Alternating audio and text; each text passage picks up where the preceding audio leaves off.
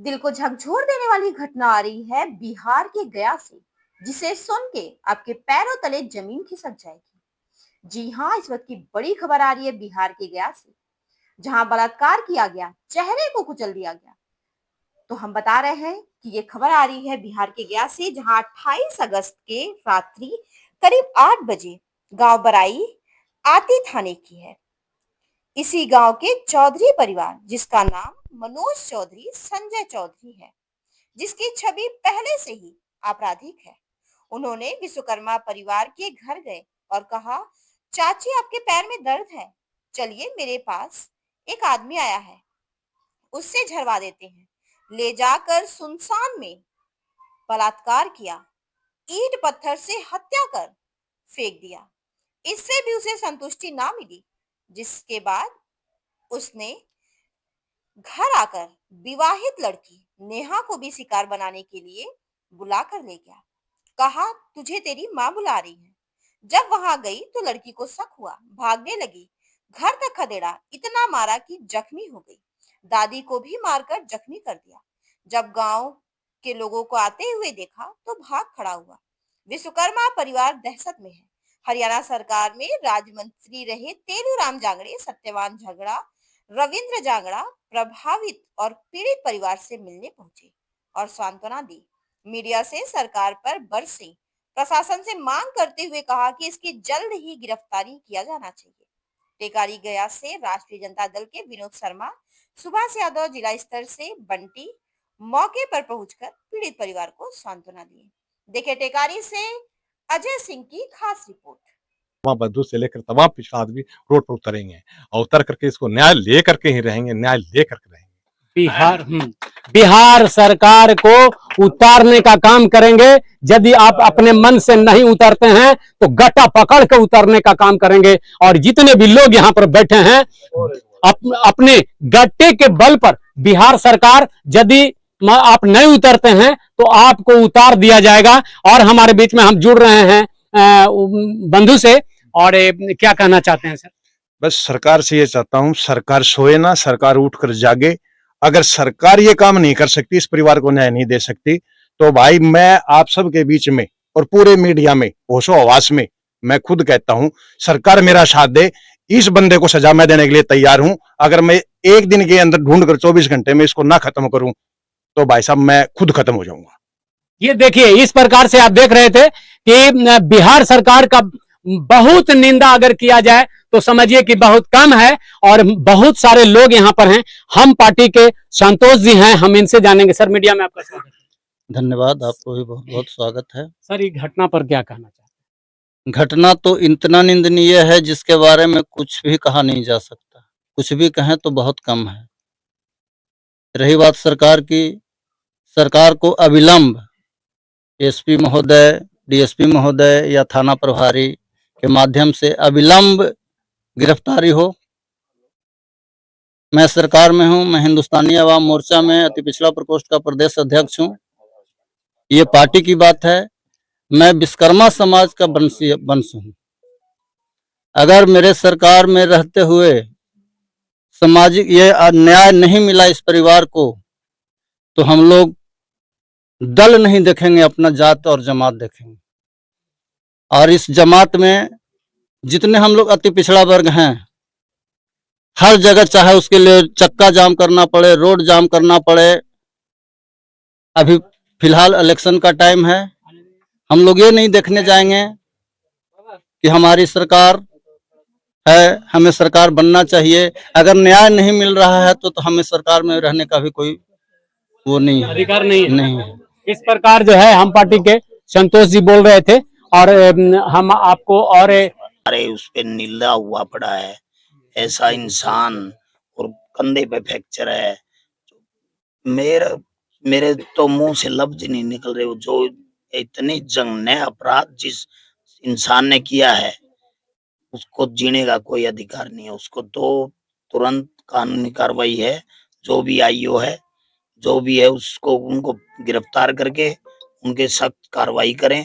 और मैं भी यहाँ जाने के बाद एसपी महोदय से बात करूंगा। अभी जाने के बाद एसपी साहब से पूछे भी गए कि या तो कार्रवाई जल्द करें, जितना जल्द से जल्द उसको सलाखों के पीछे करें, ताकि और किसी के साथ ऐसा ना हो। और मैं तो कानून से भी और सरकार से भी यही अरदास करूंगा कि उनको जल्दी से जल्दी पकड़ के उनको कानूनी सजा दिलवाएं, ताकि और भी जो माँ बहनें हैं उनको बचाया जा सके। दूसरी बात एक और मैं यहाँ कहता हूँ, मैं सुनता था कि बिहार में ऐसे वो होते हैं, लेकिन बिहार की सरकार को भी डूब मरना चाहिए। बिहार की सरकार जब अपनी माँ बहन और हमारी बेटियों को सुरक्षा नहीं दे सकती, तो उस सरकार को रहने का अधिकार नहीं है, उसको त्याग पत्र दे देना चाहिए। लेकिन मैं जब हरियाणा में हमारे यहाँ हुआ, तो हमने भी एक बात वहां भी कही थी, जंगल राज है ये। एक जब पड़ोसी पड़ोसी को मार रहा है, हमारे हरियाणा की एक कहावत है कि भाई दूर पड़ोसी नेड़ है। अगर भाई दूर रहता हो तो पड़ोसी उसका नजदीक होता है। जब पड़ोसी नजदीक हो तो जब हमारा कुछ हो जाए तो पड़ोसी भाग के आएगा, वही उसको बचाएगा। लेकिन आज पड़ोसी पड़ोसी को मार रहा है, तो कहाँ पड़ोसी का वो रह गया। मेरा तो सरकार से और कानून से एक ही दरखास्त है कि जल्द से जल्द उनको पकड़ के सजा दिलवाई जाए, और ऐसे अपराधियों को फांसी से कम सजा नहीं होनी चाहिए। बहुत मीडिया में जुड़ने के लिए आपको बहुत बहुत धन्यवाद सर। हमारे बीच में और नेता लोग हैं, हम उनसे जानेंगे। सर आपका क्या नाम है? रविंद्र जांगड़ा। सर आप जो इस घटना का निंदा कर रहे हैं, बहुत कम है जो निंदनीय जो घटना घटी है, निर्मम जो हत्या हुई है, इस संबंध में आप बिहार सरकार से क्या कहना चाहते हैं? देखिए, सबसे पहले तो मैं परिवार आज बहुत दुखी है, और परिवार के साथ खड़ा होना हम सबकी जिम्मेदारी है। आज इस परिवार के साथ हुआ है, कल गांव में और किसी परिवार के साथ भी ऐसा हो सकता है। मैं तो यही चाहूंगा कि आप सब लोग इकट्ठे होकर इस परिवार के साथ खड़े हों। आपकी एकता दिखेगी तभी ये सरकार झुकेगी, अन्यथा आप इस बात के लिए तैयार है। आज इस परिवार के साथ हुआ है, कल दूसरे परिवार के साथ होगा, परसों तीसरे परिवार के साथ होगा, धीरे धीरे गांव में होगा। तो सबसे पहले आपका नाम क्या है? हमको नाम नेहा कुमारी है। आपके पति का क्या नाम है? राजू शर्मा नाम है। और आपके पिताजी का क्या नाम है? उदय शर्मा नाम है। ये बताइए माने घटना कितने बजे का है? 28 तारीख 8 महीने 2025 को रात्रि 9 बजे संजय चौधरी मेरी मम्मी को बुलाकर वो बोला कि चाची तोरा पैर में दर्द है, हमरा ही वजह आयल है, चला दिखा दे। मेरी मम्मी सुदिली आदमी, सच्चा आदमी, उसको साथ में चली गई। 10:30 बजे मेरे पास आया वो अपराधी संजय चौधरी से, मम्मी तोर बोलावी था। हम बोले हम ना जो हमारे नींद आवी थे। तब फिर हम फिर उठ के बैठ गए। तब फिर बोले हम मम्मी के पास अपना कॉल करने लगे, तो मेरी माँ का फोन उसको जेब में बजने लगा। बोले भैया तू फोन बोले, तो हाँ हमरा दे दे खुने संधारवा में यो तो मम्मी दे दे खुने। हम मोबाइल मांग ली मम्मी वाला, और दोनों अपना मोबाइल और मम्मी का मोबाइल लेकर अपना जा रहे थे उसके साथ। तो मोबाइल अपना बार रहे थे, तो बोला कि मोबाइल न बारो, तो कहे अंधार में जाएंगे बारेंगे मोबाइल। हम मोबाइल बारते जा रहे हैं, फिर कुछ देर में उसको दरवाजा पर पहुंच गए। जैसे पहुंचे तब बोले भैया लाइट उठ ना बरी था। और भाई हमको भाई आ गया देह में, तो बोले लाइट उठना। मम्मी को 2-3 बार आवाज है, मम्मी मम्मी बोले, मम्मी तो आवाज नहीं उन्हें से लाई। फिर हम वहां से अपना जान बचा के भागने लगे। उसने मेरा दुपट्टा उपट्टा खींचने लगा और लकड़ी उठाकर मेरे सर पर मारने लगा। फिर एक मेरा मोबाइल उधरे धान का खेत में गिर गया, और एक मेरे पास मोबाइल था। भागते भागते आने लगे, वो जैसे मैं भागे वैसे मेरा पर बार करने आते रहा, और हम भागते जा रहे हैं। भागते भागते मैं अपने घर पहुंची, वो भी मेरे घर पहुंच गया। और मेरी दादी थी, मैं दादी के मैं मुंह से निकालने के लिए कोशिश कर, मैं दादी मारी थी, बस वो पीढ़ा उठाया दादी के सर से उठा के हम मारे लगल, पाटी सर मार देला, गिर गई। गिर गए। हाँ गिर बड़ी खून था। उठाकर मैं अपना चाची को आवाज देने लगी। जैसे आवाज अपना चाची को देने लगी, वो मेरे घर से भाग गया।